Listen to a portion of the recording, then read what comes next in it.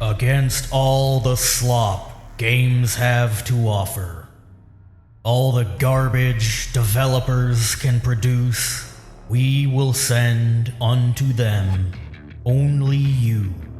Rip and tear, because it is fun. Doom the Dark Ages is a paradox. Ambitious, atmospheric, and undeniably stylish, yet marred by choices that feel at odds with what made Doom Eternal a masterpiece. There are more weapons, yet less variety. More levels, yet a third of them are the same. Mobility was reduced, and yet you are faster. Runes are gone, mods are gone, glory kills are gone. Doom Eternal is, in my opinion, the greatest single-player FPS game of all time. And I know id couldn't just release a carbon copy and call it a sequel, or prequel. They had to innovate, but nearly everything that made Eternal what it was has been gutted, and you can feel it. However, in its own right, The Dark Ages is enjoyable. I'll break things down into categories for a clearer look at what works and what doesn't. These are my opinions. If Doom the Dark Ages is your favorite game of all time, I'm thrilled for you. I'm not here to invalidate anyone's taste, just to be honest about mine. With that said and done, I'll begin with the story. The Dark Ages takes place chronologically between Doom 64 and 2016. The Marine, now known as the Doomslayer, is essentially a prisoner of the Makers. Too dangerous to be free, too valuable to destroy. They keep him chained in a cell, releasing him only when absolutely necessary. Prince Azric, the current Dark Lord of Hell, has allied with an entity known as the Witch and invaded Argent D'Nur to find the Heart of Argent. What is the Heart of Argent? It's a MacGuffin that contains the soul of a wraith, and it has magical bullshit power that Azric needs so he can defeat the Doomslayer and be accepted as the ruler of Hell. Which he already is, but the demons fear the Slayer more than they respect Azric. The Makers reluctantly agree to unchain the Doomslayer to stop the invasion, because the Sentinels sure can't. The Slayer saves the day, and gets locked right back up. But when demons assault a Sentinel energy relay that keeps the dimension sealed, the Creedmaker orders the Slayer released again. He carves through the Horde, and now it's time for the first of several missions where you press 3 buttons while the game practically plays itself. The energy relay is under attack. If the core explodes, the city goes with it. More on that in the gameplay section. The demons succeed, the dimensional barrier falls, and Prince Azric launches a full-scale assault on the holy city of Eretum to claim the Heart of Argent.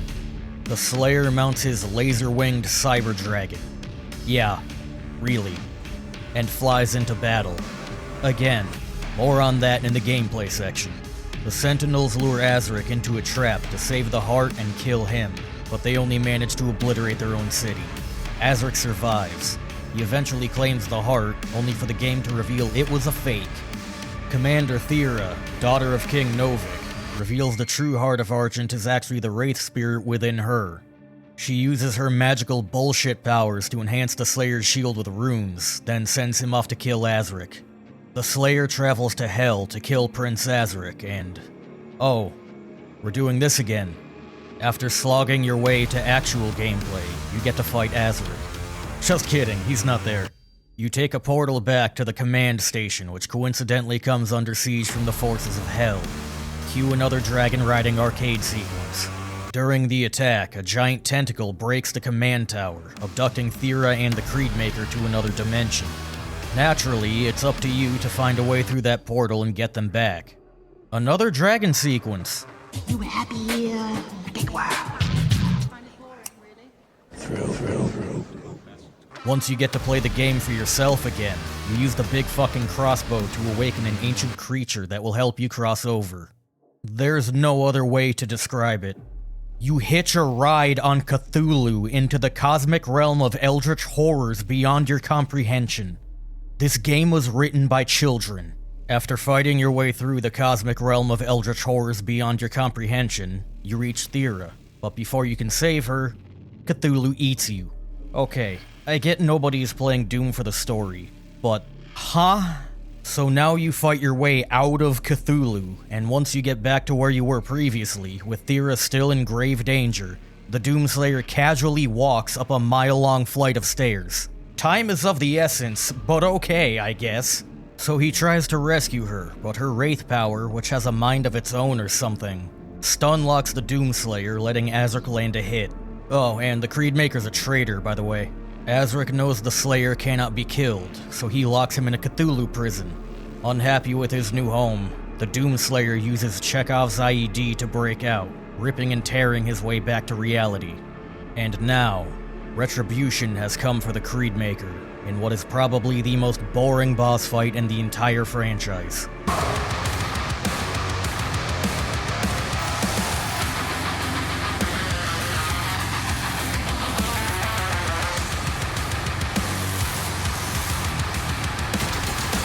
With him out of the way, only Azric remains. Empowered by the Heart of Argent, Azric launches his final assault to kill the Slayer. And oh great, more of this. A couple dozen presses of the same two buttons later, Azric has used his magical bullshit power to resurrect the Cthulhu you killed your way out of, and upgraded him to Cyber Cthulhu, cause fuck it, why not?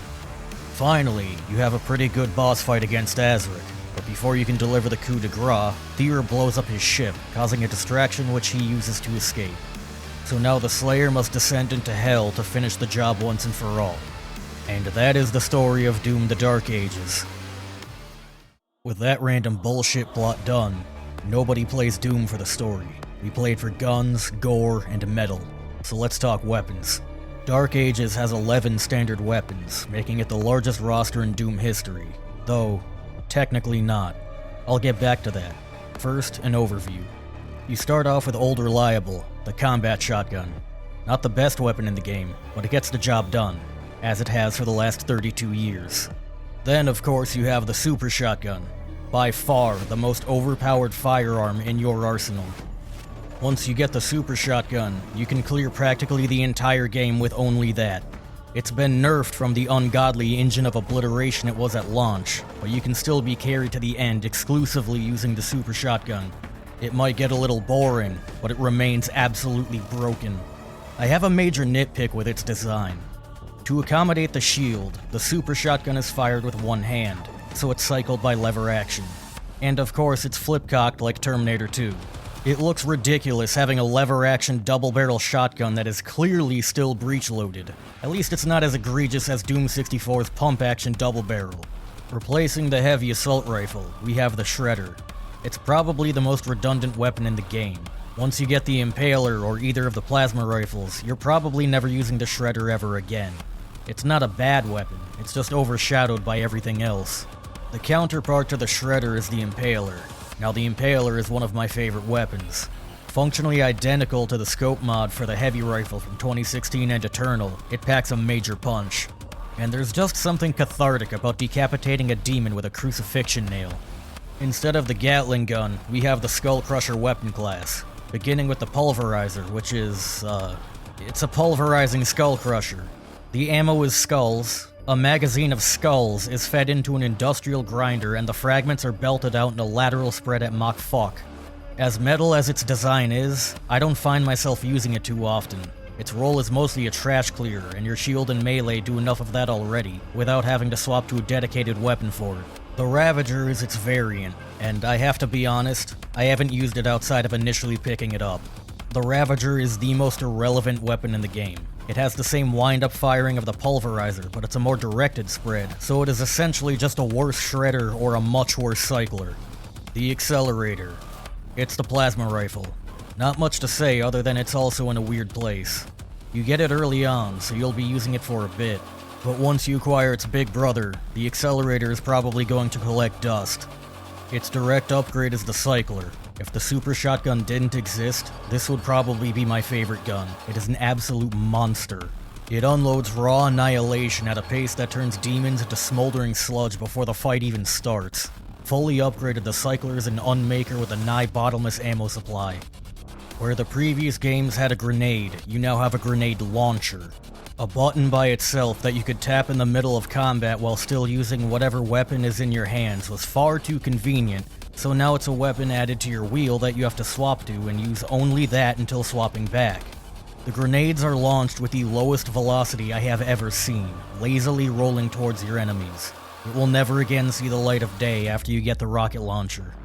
And that is another one of my favorite weapons. Once you've upgraded the rocket launcher, parrying an attack will cause splash damage from rockets to heal you. Further upgrades only make that effect more potent. I don't know how that passed their QA testing. You can literally point blank yourself with a rocket launcher, and instead of damaging you, it gives you infinite health. Lastly, we have the chain shot, replacing the Gauss cannon and ballista from previous games. It has no variant, but unlike most of the weapons, it retains its use throughout the entire game, able to prime a demon's armor in a single hit for a follow-up shield throw or second shot. It's borderline mandatory to keep in your back pocket for enemies beyond your super shotgun's effective range. You may be wondering about that technicality I spoke of. On paper, it is the largest lineup of weapons in Doom history. The previous holder of that record was Doom 2016, with 8 standard weapons, and the Dark Ages has 38% more available firearms. But not if you take weapon mods into account. Every gun in 2016, with the exception of the pistol and super shotgun, have 2 mods that radically alter their firing mechanics. So you have the base attack, a mod that changes how the weapon operates, and then a second mod with a completely different firing mode, effectively giving you 3 weapons in one package. The Dark Ages removed weapon mods almost entirely. They exist, kind of, but not nearly to the extent they did formerly. Now you instead have 2 weapons that do basically the exact same thing. With that in mind, the full number of weapons in 2016 is equal to 20. Dark Ages remains at 11, making it 82% less weapon variation.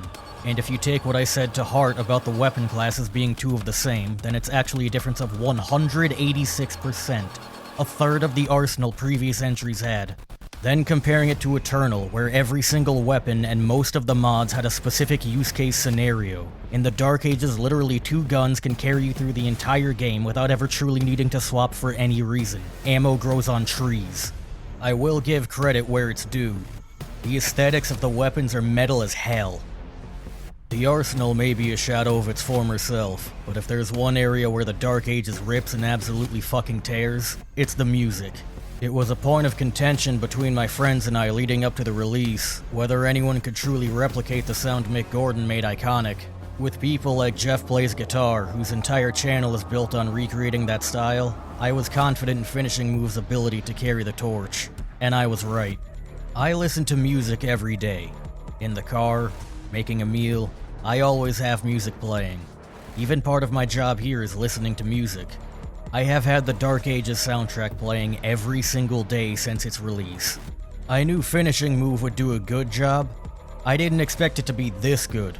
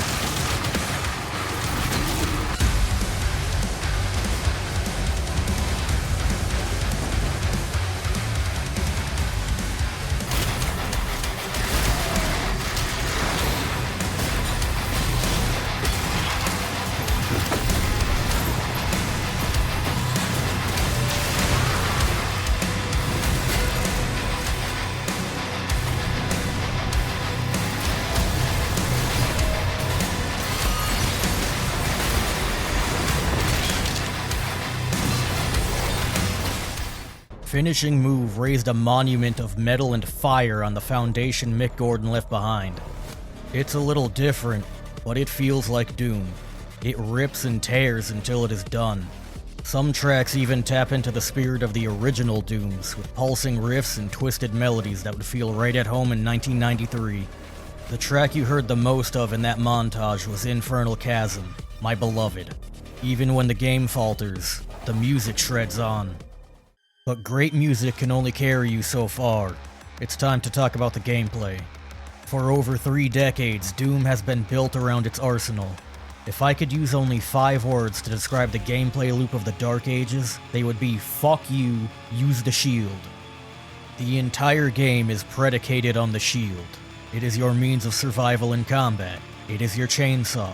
It is your mobility. It is your traversal. Dash was removed. Use the shield. No more dodging attacks. Use the shield. The kicker? Your shield has a health bar. You can only block so much damage before it breaks, and now you're shit out of luck till it recharges. Using the shield the way it was intended breaks the shield. Parries don't drain it though, so if you flub your first parry and block instead, your shield breaks and your only salvation is hoping and praying that there's enough distance between you and the enemy that you don't get drilled by the next attack. Instead of keeping you in constant motion like Doom should, the shield adds these awkward moments where you're waiting, blocking, or retreating. It's the antithesis of what made Doom, Doom. Where you used to have a chainsaw to get a moment of respite and some ammo, you now have a shield throw. But if you throw your shield, then your sole means of defense is gone. Speaking of ammo replenishment, melee is now your source of ammo. You have 3 options: fist, flail, and BFM. It's actually called the Dread Mace, but it's a melee BFG. Your gauntlet is single target, and you're never using it again once you get either of the others. The flail is effective against clustered groups of demons, but it still pales in comparison to the Dread Mace. You only get 1 charge, though it refills your entire ammo capacity and will kill almost every demon in the game with a single hit. This is one of my biggest issues with the Dark Ages. Ammo. There is far too much of it. There is a reason you can clear the game using only the super shotgun. Because ammo is everywhere. Your melee can give you all of your ammo back and wipe everything near you. In Doom Eternal, you had to employ tactical use of your chainsaw. The fodder demons existed mostly for you to get that moment of safety and a little ammo. But in the Dark Ages, you can 2-tap a cyber demon, get back all of your ammo and health, vaporizing all of the demons around you, and you don't even have to worry about swapping to a specific gun for a certain enemy. There is one caveat though. You are not invincible while using melee. If the demon you're swinging at is already in the middle of an attack, it's going to finish and yours will be stopped, which can and will easily get you killed. There is no canceling, no dashing away, no quick swapping to your gun. You're getting hit. And that segues into probably the most annoying change from Eternal. Quick swapping has been removed entirely. If you're unfamiliar with what that is, it was high-skill weapon tech where you'd swap your weapons as soon as you fired, skipping the cycle animation of weapons like the super shotgun and ballista, and allowing you to turn whatever you're shooting at into mincemeat in under a second. It made Marauders a joke. That is gone. When any kind of swap animation starts, it's going to finish and you're not doing anything until it's damn good and ready.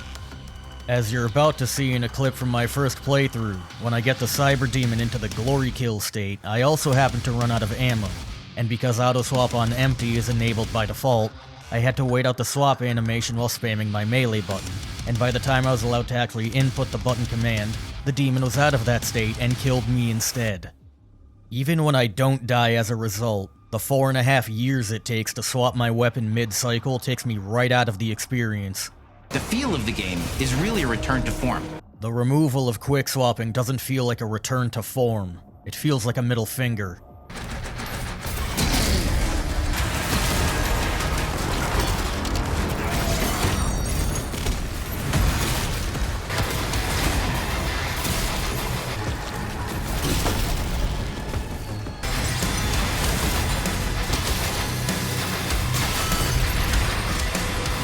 The feel of the game is really a return to form. Yeah, propelling yourself like a missile at an enemy and damaging or outright detonating everything in your radius is so much more of a return to form than boots that give you double jump and dash. In Doom Eternal, you felt like a fighter jet. In Doom the Dark Ages, you'll be an iron tank. I don't think this guy actually knows the difference between a fighter jet and a tank. You're still pretty much a jet, just more of a warthog than a mudhen. By far, my most hated aspect of the gameplay is the slow-mo. Good fucking God, the slow-mo. Probably a quarter of my overall game time stems from when it's locked at a snail's pace. Parries, which you're going to do a lot of. Melee, which you're going to do a lot of. Finishers, which you're going to do a lot of. I hate it. The rune I loved most in Eternal, the one that made glory kills faster. The rune I hated most, the one that slowed down time while airborne. In a game like Doom, I do not want to be slowed down. Movement is the key to survival. Now it's a struggle not to die of old age while I wait for the game to let me play at normal speed again. While we're on the topic of tedium, the Atlan and the Dragon. They exist solely because Hugo Martin thought it would be cool. The first time for each it kind of is, but does it benefit the game to have them in? Absolutely not. If it was only one time, I'd probably give it a pass, but it's multiple. And as you could tell by my recap of the story, when I was recording that second playthrough, I was not happy about those segments. They're just not enjoyable whatsoever after that initial experience. It's a brain-dead sequence of gameplay. The dragon is on more rails than a train. It's that cliche of a game that isn't a vehicle sandbox, forcing multiple vehicle missions with janky controls down your throat. Nobody asked for this. If it looks cool, put it in a cutscene. Nobody wants that garbage disrupting the rest of the game. I'll round this category out on some positive notes. Well, mostly positive. The Doomslayer is the coolest he has looked yet in these newer games, and I like the clomping sound as he runs. Makes him feel like the unstoppable force that he is. The Slayer has been activated. Also, the seismic impact of his landings are a sight to behold. And the demons. The designs of the various demons are largely the most badass they have ever looked, especially the Revenants. Some, not so much. Like the Cosmic Baron. That thing looks stupid as hell. Bring back my boy. While I'm not particularly a fan of the Cosmic Realm as a whole, I cannot deny it flawlessly fits the vibe they were going for. Illusions, anti-gravity, and forever hallways ever so slightly gnaw at the back of your subconscious while you're in there. The Keiko Demon Hybrid looks like the perfect blend of hell and cosmic, but they just as easily could have had the normal Keiko and far earlier in the game. Not to mention, this thing is probably the most obnoxious enemy there is. Its projectile and face shield thing block all of your shots, and its Hell Surge has the smallest parry window of any in the game. Actually, a lot of enemies can nullify your gunfire, which makes the already slower gameplay slower still. At least we still have dynamic gore, and it's arguably even better. Oh, but remember when it was established canon in Eternal that Titans can only be killed by a crucible blade to the heart? Yeah, well, now you cut them down like any other demon, utterly eviscerating what made them imposing. Another weird choice for an enemy type is the Cyber Demon. They used to be important, big boss enemies. You'd fight one or two in the whole game. If memory serves me correct, the Cyber Demon you fight in 2016 is the same one you fought at the end of Episode 1 in the original Doom. Their appearance in an arena held significance, but here you fight at least two per mission. They essentially replaced Barons because the Cosmic Baron doesn't show up until over halfway through the game, and then you have Cybers and Barons in the same fight. But it's not nearly as much of a problem as it sounds because parry, shoot, repeat until they die. So long as you land the timing, they can't even damage you. And that is the gameplay of Doom: The Dark Ages. Slow, safe, and a departure from what made Doom the gold standard of first-person shooters. When it's fun, it is fun. But when Hugo Martin crawls out of your monitor to personally punch you in the jaw, it makes me want to uninstall it. Once I started noticing the cracks of the game, it was a cascade failure. By the third quarter, I just wanted it to end, but it kept going. It took me 20 hours to complete my first playthrough. Granted, I did a fair bit of exploring, but 20 hours for an FPS? That is oppressively long, like an action movie with a runtime of 2.5 hours. I got the idea. It was fun for a while. Wrap it up. Despite my negative sentiment, I do like the game. It's better than most shooters out there right now. Overall, it's a mostly enjoyable experience weighed down by gameplay decisions I'll probably never understand. And while this is the least important part, a plot so stupid it's almost impressive. To be completely honest, I doubt I'll be touching it again until the DLC. I played the game both times on Nightmare difficulty with the default sliders. I know some of my misgivings could be addressed by tuning it more to what I'd prefer, but these are the settings id decided should be the quintessential Dark Ages experience, and so that is what I judge it by. I give Doom the Dark Ages a 7 out of 10. It's definitely above average, but a far cry from what Doom can be at its apex. If you're a hardcore Doom fan, you already have the game. Otherwise, wait for a sale, or play it on Game Pass.